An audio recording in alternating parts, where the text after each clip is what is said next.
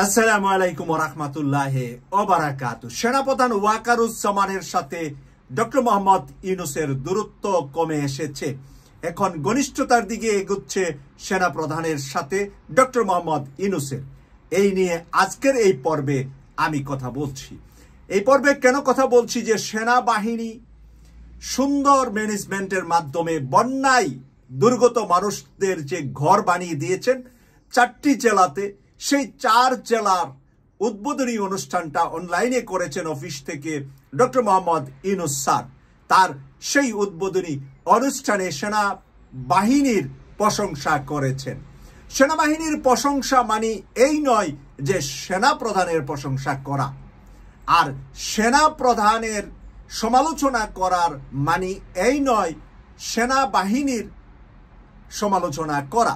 প্রিয় দর্শক, আমরা কিন্তু আমাদের প্রিয় জন্মভূমিকে সবসময় ভারতীয় সন্ত্রাসের বিরুদ্ধে, ভারতের নগ্ন হস্তক্ষেপ থেকে বাঁচার জন্য এবং মায়ানমার সহ অন্যান্য দেশ থেকে বাংলাদেশকে রক্ষা করার জন্য সর্বোচ্চ জীবন ত্যাগ এবং শক্তি দিবে আমাদের সেনাবাহিনী। এটা আমাদের গর্বের।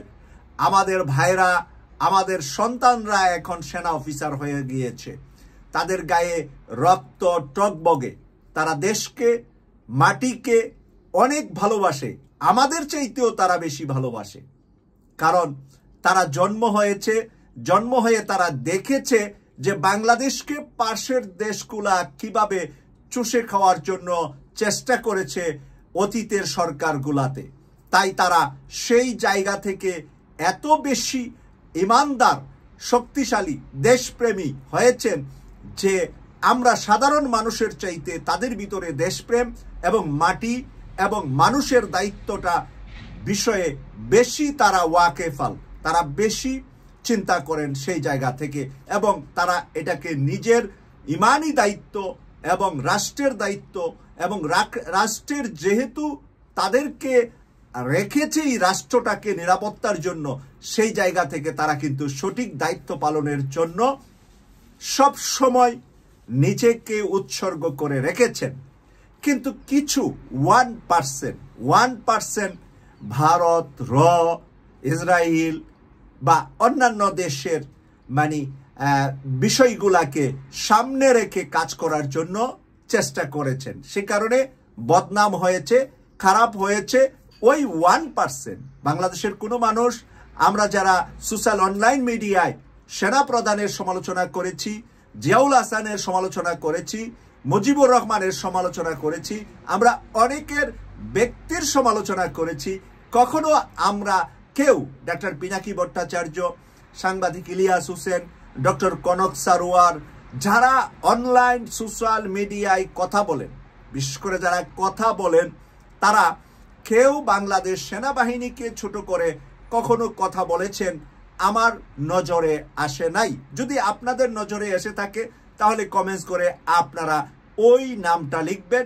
যে সোশ্যাল মিডিয়ার মধ্য থেকে টোটাল সেনাবাহিনীকে মন্দ কথা বলেছে, কোন ব্যক্তি বলেছে, আপনারা সেই ব্যক্তিটার নাম লিখবেন অথবা তাদের চ্যানেলটার নাম লিখবেন কমেন্টস করে, এবং আমি সেই বিষয়টা নিয়ে আরো গভীর পর্যালোচনা করে প্রয়োজনে আরেকটি ভিডিও ওই মানুষের বিরুদ্ধে, ওই মিডিয়ার বিরুদ্ধে তৈরি করব। কারণ আমার প্রিয় জন্মভূমিকে রক্ষার জন্য আমার স্নেহের, আমার ভালোবাসার, আমার সম্মানের, আমার শ্রদ্ধার সেনাবাহিনী কখনো বিতর্কিত হতে পারে না। তারা আবারও দেখিয়ে দিয়েছেন সততার সাথে কম খরচে কিভাবে জনগণকে উপকার করা যায়। জনগণ কিন্তু তাদেরই পিতা, তাদেরই চাচা, তাদেরই খালু, তাদেরই নানা, তাদেরই দাদা। জনগণের বাইরে নয় সেনাবাহিনী। সেনাবাহিনী কি আকাশ থেকে জিব্রাইল পাঠা, নাকি আমার আপনার সন্তান বাংলাদেশের গ্রামে গঞ্জে, শহরে, বন্দরে অনেকে অনেক কষ্টে লেখাপড়া করেছেন, তারপরে অনেকে ক্যাডেটে গিয়েছেন, অনেকে নর্মাল স্কুল, কলেজ, বিশ্ববিদ্যালয়, মাদ্রাসায় পড়াশোনা করেছেন, তারপরে সেনাবাহিনীর সিস্টেমে পরীক্ষা দিয়ে, ফিজিক্যাল টেস্ট দিয়ে, সবকিছু দিয়ে যখন সে যোগ্যতা অর্জন করেছেন তখন সেনাবাহিনীতে চাকরি পেয়েছেন। এই জন্য আব্দুল মজিদ আর আব্দুল রশিদের পিতা হওয়া লাগবে, নাতি হওয়া লাগবে, বংশধর হওয়া লাগবে। শুধুমাত্র স্বৈরাচার শেখ হাসিনা কিছু কাজটা করতে পেরেছে, কিন্তু পুরাপুরি পারে না। সাধারণ সেনাবাহিনীর ভিতরে আমার জানা মতে বহু বিএমপি, বহু ছাত্র শিবির, ছাত্রদল, ছাত্র শিবিরের বহু ছেলেরা আওয়ামী লীগের সময় সেনাবাহিনীতে চাকরিতে গিয়েছে। আমার জানা মতে, একেবারে আমি চিনি জানি, আমি লন্ডনে থেকে বাংলাদেশে যে আসা যাওয়া করি, সেই আসা যাওয়ার ভিতরে শেখ হাসিনার আমলে বহু শিবির, ছাত্রদল সেনাবাহিনীতে চাকরি পেয়েছে। তারা কেন পেয়েছে? কেউ শিবির করে ঢাকা, আর ওই যে ভেরিফিকেশন গিয়েছে তার গ্রামে।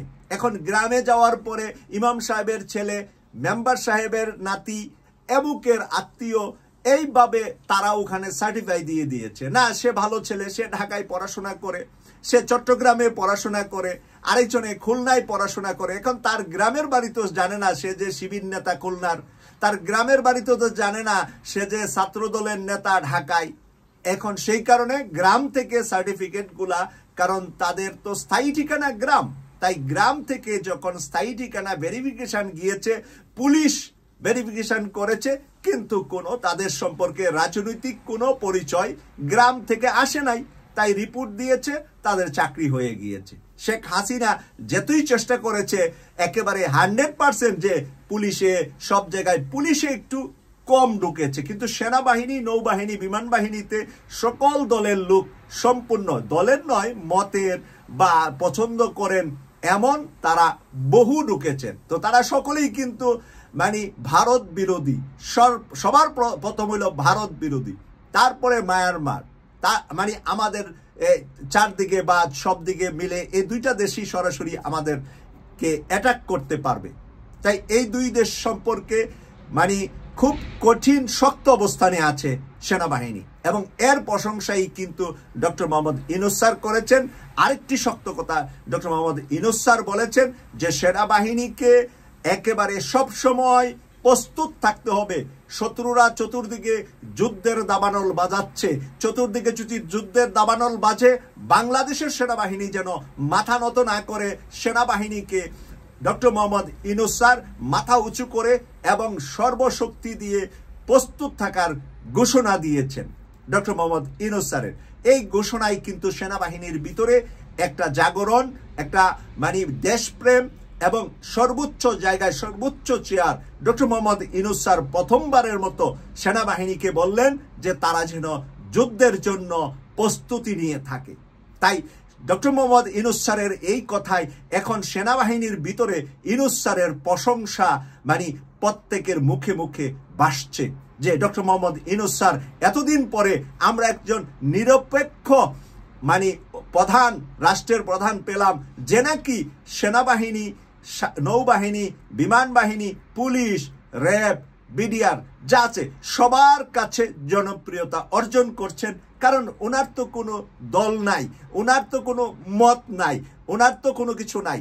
আমি প্রিয় দর্শক আবারও আপনাদেরকে স্মরণ করাচ্ছি, আমি একটা ভিডিও করেছিলাম গত রমজানের পরে, জাতিসংঘের মহাসচিব বাংলাদেশ সফর করে যখন ফেরত গিয়েছেন, তখন বলেছিলাম যে আগামীর জাতিসংঘের মহাসচিবের তালিকায় সর্বোচ্চ সিরিয়াল নাম্বারে নামে আছে ডক্টর মোহাম্মদ ইউনূস স্যার। তাই বাংলাদেশে আগামী ডিসেম্বর থেকে জুন পর্যন্ত নির্বাচন দিয়ে এবং উনি রাষ্ট্রীয় ক্ষমতা জুলাই মাসের ভিতরে নতুন সরকারের কাছে বুঝিয়ে দিয়ে উনি কিন্তু অপশন নিতে চাচ্ছেন। কারণ জুলাই থেকে ডিসেম্বরের মধ্যে আগামী বছর, জুলাই থেকে আগামী বছর 26 ডিসেম্বরের মধ্যে নির্বাচিত হবে জাতিসংঘের নতুন মহাসচিব, এবং 27 সালের 1 জানুয়ারি থেকে নতুন মহাসচিব দায়িত্ব নেবেন। তাই সেই জায়গায় ডক্টর মোহাম্মদ ইউনূস স্যার কিন্তু একবার বলেছে যে আমি ছোট মাঠের খেলোয়াড় না, আমি হলাম বড় মাঠের খেলোয়াড়। প্রিয় দর্শক, কথাটা কি আপনারা খেয়াল করতে পেরেছেন? উনি বলেছিলেন দুই একবার উদাহরণ দিয়ে যে আমি হলাম বড় মাঠের খেলোয়াড়, এটা ভারতকে বুঝিয়েছিলেন।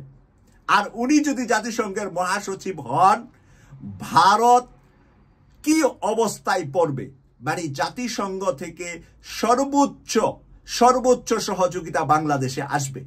উনি যদি মহাসচিব হন, আমাদের সেনাবাহিনী এমনিতেও তো শান্তি মিশনে ভালো অবস্থানে, তখন কোথায় যাবে আমাদের সেনাবাহিনী, আমাদের নৌবাহিনী, আমাদের পুলিশ, আমাদের র্যাব, আমাদের যাদের নামে এলিগেশন আছে, যাদের নামে জাতিসংঘ থেকে রিপোর্ট আছে, যাদের নামে আমেরিকার ওয়াশিংটন থেকে রিপোর্ট আছে, খারাপগুলা কারাগারে যাবে, শাস্তি পাবে।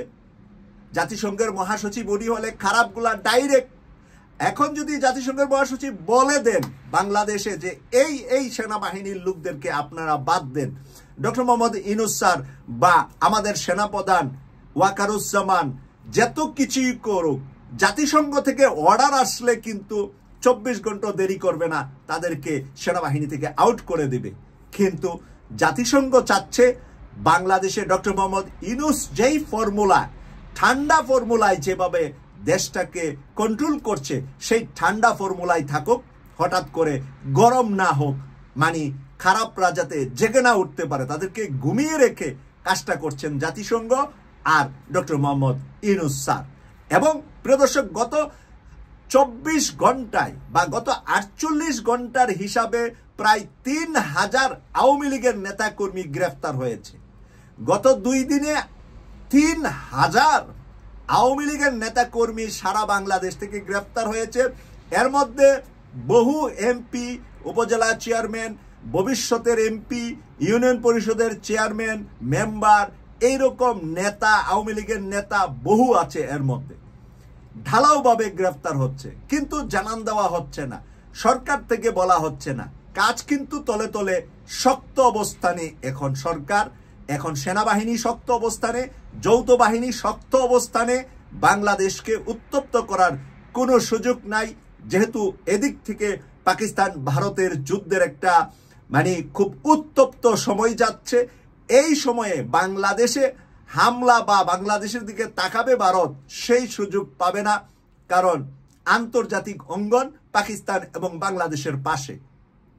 জাতিসংঘ থেকে শুরু করে, আমেরিকা থেকে শুরু করে সবাই এখন পাকিস্তান এবং বাংলাদেশের পাশে।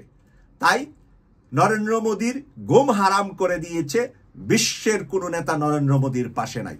কেটিভি 24 এর নিয়মিত আলোচনা শোনার জন্য আমাদের চ্যানেলটা যারা সাবস্ক্রাইব করেছেন, আপনাদের কাছে অনুরোধ থাকবে যে আপনাদের পরিবার, পরিজন, আত্মীয় স্বজনকে সাবস্ক্রাইব করে আমাদের চ্যানেলটা আরো বেশি পপুলার করতে আপনারা সহযোগিতা করবেন, এই প্রত্যাশা রাখছি। আমি সৈয়দ মাসুক, লন্ডন থেকে।